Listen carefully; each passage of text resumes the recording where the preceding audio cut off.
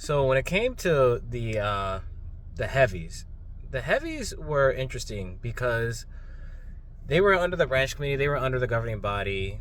Um, they they could be anybody. Anybody we considered a heavy, basically anybody who was maybe 10 plus or 15 plus years that wore a suit and had a different job assignment than any of us, anybody who we would have to answer to. So, like I said, it could be service department, legal department, or it could be Bethel office. Now, Bethel office is who everybody in the Bethel family kind of goes through to get different things that they want. Maybe they want a new congregation assignment. Maybe they want a new roommate. Maybe they want to move to a new place to live. Maybe they want to, make some type of renovation to their room. They can if they have enough seniority. There's, all kinds of little stuff like that you could do, depending on how much seniority you have. So yeah, any guys that had, I would say more like 15 plus years of Bethel service or seniority period. No, Bethel service, we would consider a heavy if they had some type of authority, and any type of authority. That means if you had to answer them for anything at all, then you would, I guess, consider them a heavy. They were probably the most annoying people, because these people were people who probably, they kissed the most ass. They put themselves in positions. They made as many connections as they possibly could to get out of these smaller departments or menial departments or new boy departments. And they did as much political moving as you could to get to where they were. And they could be pretty annoying. They were heads of departments, overseers, assistant overseers of departments. And not all of them were like this. Not all of them, depending on the department. Definitely service department. Definitely legal department. Patterson, where most of the phone calls go, and where pretty much where the database is located, I would say, is in Patterson. That had the most stuck up people. We couldn't stand them. They're like college preppy people. They had, some of them had actual degrees. Obviously, Patterson's where the lawyers were. And they were just like, they were judgmental. They were condescending. They did everything by the letter of the law. Like, we just did not, you don't really brush against them too much. And yeah, we didn't really interact with Patterson too much, just because they were stuck up. Yeah, stuck up college prep people. But yeah, you did have to interact with them. Now, the Bethel office, oh my God, Bethel office was so annoying. They were the ones who would do the footwork of the branch committee's decisions. So let's just say, like, somebody got kicked out for anything. Somebody got kicked out. The Bethel office would arrange for that person to be moved out.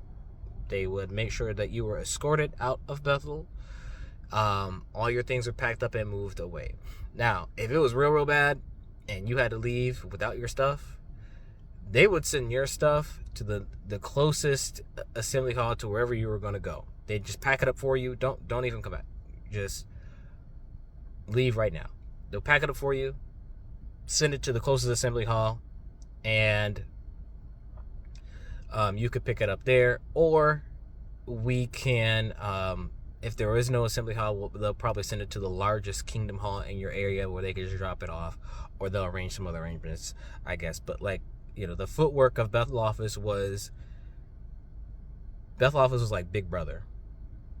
Yeah, Bethel office was like Big Brother. Branch committee, they couldn't, handle everybody on their own. There are thousands of us.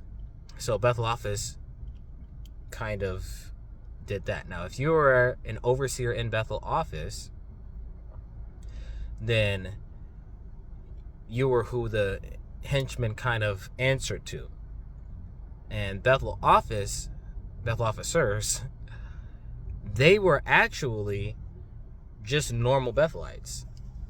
And all brothers, of course. Many times elders and servants. I don't think you could be in Bethel office if you weren't a servant or an elder.